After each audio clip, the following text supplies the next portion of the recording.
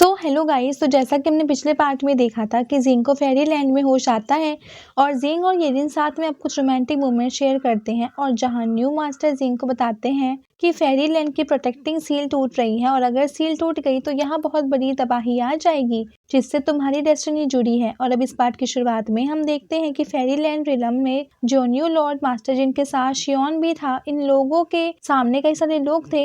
शियोन master से पूछता है कि ये लोग कौन है। वहाँ तीन जो टीम के लोग दिख रहे थे जिनमें से एक ग्रुप की लीडर एक लड़की थी। वो जेन्यू मास्टर को देखकर कहती है कि अच्छा तो तुम हो जेन्यू के नए इमॉर्टल लॉर्ड हो, मैंने तुम्हारे बारे में कभी नहीं सुना। और फिर वो लड़की अंगड़ाई लेती है जैसे वो बहुत बोर हो रही हो और उसका यहाँ आने का मन नहीं हो लेकिन उसे जबरदस्ती बुलाया गया हो। वो लड़की आगे वो कंटिन्यू करते हुए कहती है कि मुझे नहीं पता तुम्हारे पास कितनी पावर है, क्या तुम मुझसे फाइट करने के लायक भी हो। ये सुनकर के शियोन को गुस्सा आ जाता है और वो कहता है कि मास्टर की लड़की बहुत बदतमीज है और वो अब उसे कुछ बोलने वाला होता है लेकिन मास्टर उसे रोकते हुए शियोन को बताते हैं कि इसका नाम लेंग है और ये एक इमॉर्टल मास्टर है जिसे 100 साल पहले इमॉर्टल किंग बनी है। लेकिन भले ही ये बस पिछले 100 सालों से इमॉर्टल सेक्ट की हेड है लेकिन उससे हजारों साल पहले से ये लड़की जी रही है और इसीलिए ये एक ग्रेट ओल्ड मास्टर भी है। इसने पिछले इमॉर्टल मास्टर को मारकर अपनी इमॉर्टल किंग की पोजीशन हासिल की है। लैंग के अचीवमेंट सुनकर शियोन हैरान रह जाता है और फिर दूसरे सेट के लीडर फेरी लैंड मास्टर को नीचे दिखाते हुए कहते हैं कि इससे पहले जेन्यू इमॉर्टल लॉर्ड तियन शशुआ माउंटेन इमॉर्टल किंग के ऑर्डर को फॉलो किया करते थे लेकिन इस बार तुमने हमें अपने ऑर्डर पर बुलाने की जरूरत की है, इसलिए अगर जिस काम के लिए तुमने हमें बुलाया है वो कोई सीरियस बात नहीं हुई तो हम तुम्हें छोड़ेंगे नहीं। तो जोनियो मास्टर सारे इमॉर्टल सेल्स के पास जाकर कहते हैं कि फेरी वर्ल्ड में एक बहुत बड़ी तबाही आने वाली है, इसीलिए हमें फेरी वर्ल्ड के सारे इमॉर्टल माउंटेन लॉर्ड्स को साथ मिलकर लड़ना होगा। इसीलिए मैं आप सभी को एक साथ मिलकर काम करने के लिए बुलाया है। आप लोगों ने भी अब तक नोटिस जरूर किया होगा कि हमारी सुरक्षा कवच टूट रही है। लेंग और तियांशुअन मास्टर दोनों हैरानी के साथ कहते हैं क्या? तो क्या यहाँ पे तो मैजिक सील की यहाँ पे बात हो रही है?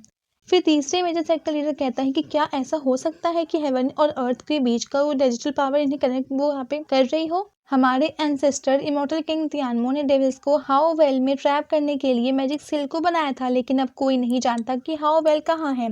तो तियन सुअन मास्टर जोनियो मास्टर से पूछते हैं तो क्या ऐसा है कि तुम्हें पता है कि हाउ वेल कहाँ है। तो जोनियो मास्टर रिप्लाई देते हैं कि हाउवेल हमेशा से हमारे जोनियो माउंटेन के आसपास ही कहीं रह रहा है और मुझे पता चला है कि हाउवेल की फ्लेम्स कुछ वक्त से बढ़ती और बेकाबू होती जा रही है। डेमोनिक शेल की जो सील जो डेमंस को फेरी वर्ल्ड में घुसने से रोक रही थी वो अब कमजोर पड़ती जा रही है। लिंग कहती है अच्छा तो तुम उसके बारे में बात तुम कर रहे हो। फिर हमें एक फटती हुई वॉल्केनो दिखाए जाते हैं और यहाँ पे तियन सुअन मास्टर कहते हैं कि वो तो बस एक मामूली सा वॉल्केनो है ना। वो हैरानी से कहते हैं कहीं ऐसा तो नहीं वही हाउवेल है। फिर हमें वापस से वही वॉल्केनो दिखाई जाती है जिसमें से कोई ब्लैक एनर्जीज निकलती है और फिर हम यहाँ तीसरे मॉर्टल मास्टर को देखते हैं जिन्हें ये फील हो गया था कि डेमोनिक एनर्जी बहुत ज़्यादा स्ट्रांग है। फिर तियांसुअन मास्टर कहते हैं मुझे डर है कि अगर डेमोनिक एनर्जी इतनी पावरफुल है तो हम सोच भी नहीं सकते कि डेमंस कितना पावरफुल होगा और अगर ऐसा हुआ तो वाकई में फेरी वर्ल्ड में बहुत बड़ी तबाही आने वाली है।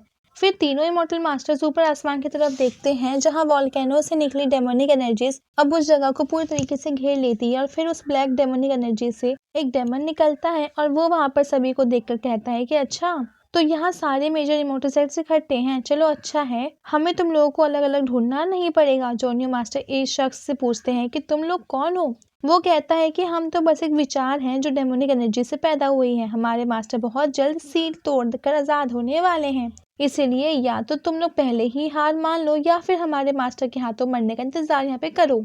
ये बोल करके वो शख्स हंसने लगता है तो जोनियो मास्टर कहते हैं कि पहले भी हमारे एंसेस्टर इमॉर्टल मास्टर ने डेविल्स को हराकर उसे हाउवेल में सील कर चुके हैं और इसीलिए हम यकीन है कि हमें भी तुम्हें हाउवेल में वापस से कैद हम यहाँ पे वो कर देंगे। तो वो डेमन कहता है कि पहले की बात कुछ और थी, पहले इमॉर्टल वर्ल्ड में ग्रेट पावर्स हुआ करती थी लेकिन अभी जनरेशन के इमॉर्टल सेक्स में उतनी पावर नहीं है कि वो हमें हराकर वापस यहाँ पे वो कैद कर सके। क्या तुम लोग हमारे मास्टर से फाइट करने के लायक भी हो। ये सुनकर के सारे मेजर इमॉर्टल सेक्स को गुस्सा आ जाता है। लैंग कहती है कि तुम डेविल सोल के एक छोटे से अंश होने के बावजूद हमारे बारे में तुम इतनी बदतमीजी से कैसे बोल सकते हो। और यहाँ पे लैंग अब बिना किसी वार्निंग डेमन्स पर अटैक वो कर देती है लेकिन वो डेमन अपने आसपास एक बहुत स्ट्रॉन्ग शील्ड का फॉर्मेशन बना लेता है जिससे वो लैंग का अटैक बड़ी आसानी से डॉज कर लेता है। और फिर वो डेमन अपने अंदर सारे डेमोनिक पावर्स को समन करता है और लैंग पर पीछे से अटैक करने के लिए आगे बढ़ता है। मास्टर जोन्यू लैंग को अलर्ट करते हैं और लैंग इस डेमन के अटैक से बचने के लिए एक शील्ड बना लेती है, लेकिन उस डेमन के अटैक इतना स्ट्रांग था कि वो बड़ी आसानी से लैंग का शील्ड तोड़कर लैंग को इंजर्ड कर देता है।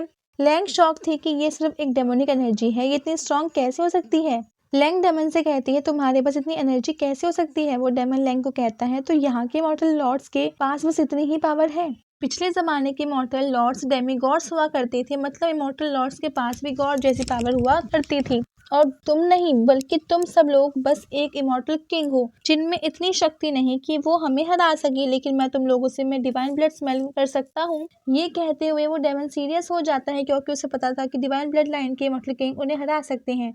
ये सुनकर के जोन्यू मास्टर को भी गुस्सा आ जाता है। वो डेमन हंसते हुए फिर कहता है कि आज नहीं तो कल हमारे मास्टर तुम सभी को हराकर तुम सबसे ज्यादा स्ट्रांग बन जाएगा और तुम लोगों को यहाँ पे मार देंगे। ये कहकर के वो डेमोनिक एनर्जी वहां से गायब हो जाती है। उसके जाने के बाद मास्टर कहते हैं कि उस डेविल के बस डेमोनिक एनर्जी में इतनी शक्ति है कि वो हमारे रिलम में आ पाया, तो उसकी बॉडी ना जाने कितनी स्ट्रांग होगी।